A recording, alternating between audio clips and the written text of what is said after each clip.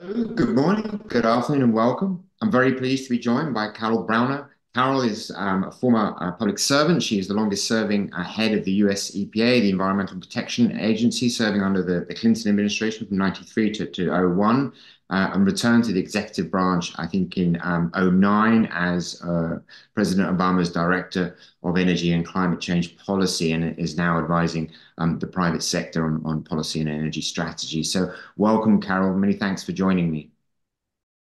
Thank you. Glad to be here.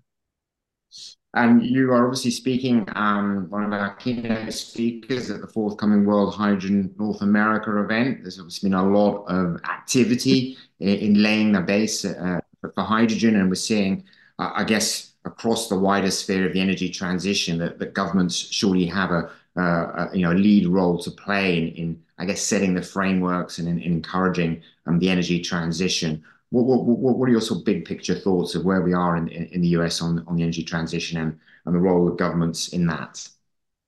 I think it is probably fair to say in the US, we are engaged in a very, very large scale industrial revolution, being really driven by sort of two programs, large scale. It's hard to call them programs because they're so big, but the infrastructure investments that the president was able to secure from Congress, and then the IRA.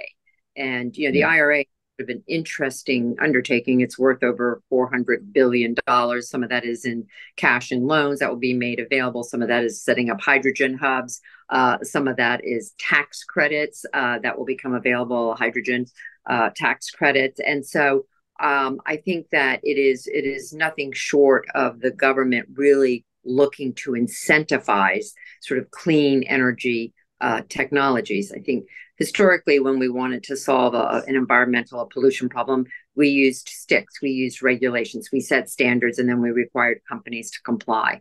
Today, we're using carrots. We're still using the sticks, but we're using really large scale investments in these new technologies. And I think, there's starting to be we can see some of that starting to happen in terms of the number of facilities, new manufacturing facilities that have been announced. The everything from EVs, the sale of EVs, to large sale solar installation. We're seeing recycling of the lithium ion. The domestic supply chain growing. So it's happening. It needs, probably, if we're going to meet the challenge of climate change, as the scientists tell us, we're going to have to hit a big tipping point where it's sort of, this is not just an effort, but it is really where we will live in terms of energy production in this country. Yeah, and there's some great byproducts, I guess, from developing what is going to be a almost 100% clean energy system. We've seen, obviously, as you point out, huge growth in the solar sector in the US now. Huge movements on the offshore wind side as well, and the benefits, obviously. Speaking to a former head of the EPA, must be around that clean air. It's not just about climate change; it's also around some of the actual lung health of the populations and cleaning up urban areas as well. Is that how you see as a sort of, I guess, an added co-benefit? Yes, I think that's right. I mean, obviously, you will get reductions in conventional benefits, right? As we look to change our energy production, the cars we drive, et cetera, you will definitely get reductions in conventional pollutants. One of the focuses, a very key focus for the Biden administration, has been the environmental justice communities. They have a number of programs, and applicants to the loan program at DOE, the grant programs, DOT, DOE, all come with a required focus on these communities, to make investments in these communities, to create opportunities, jobs, workforce training, et cetera. And it's probably the biggest investment in these communities that have really suffered disproportionately the burden of sort of modern industrial pollution. It's the biggest investment we've seen in this country. Yeah. And in terms of the corporates, in terms of the governments, I mean, you mentioned the sort of biggest revolution in terms of creating a clean energy system, and amongst that, obviously, the corporates, the people using energy, but also in all of those industrial processes, and clearly where hydrogen will play a role is in helping to decarbonize those industries. What are your thoughts there in terms of do you see pressure is beginning to mount for companies and indeed incentives in terms of opportunities for companies that can get out ahead and start creating green products, be the green ammonia or green steel or other green chemicals?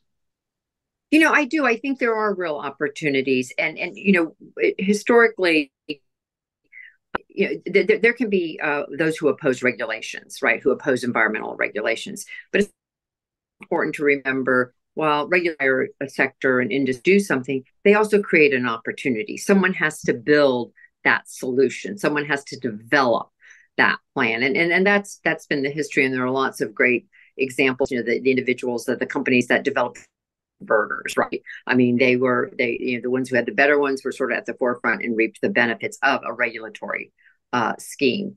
And so I think as we think about hydrogen, we think about the money, but also then the regulatory requirements, which, this just yesterday, EPA put out a whole array of rules focused on power plants. Mhm. And I think that those kind of regulations continue to be important. They sort of raise the floor while you're also, looking at what are the alternatives and what are the investments. We have used tax credits for a very country to incentivize certain types of behavior. There are tax credits probably still on the books that benefit the oil and gas industry, and they date back to, maybe 60, 70 years ago. And so, Yeah. this is not new, and it is a way that government can create opportunities and help defray some of the upfront investment costs, which is very exciting.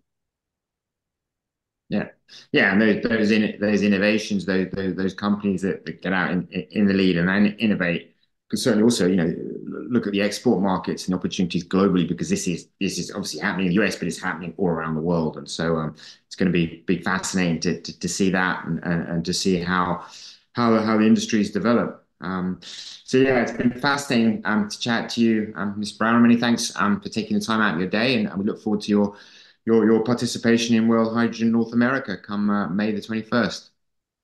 Thank you. Look forward to seeing everybody.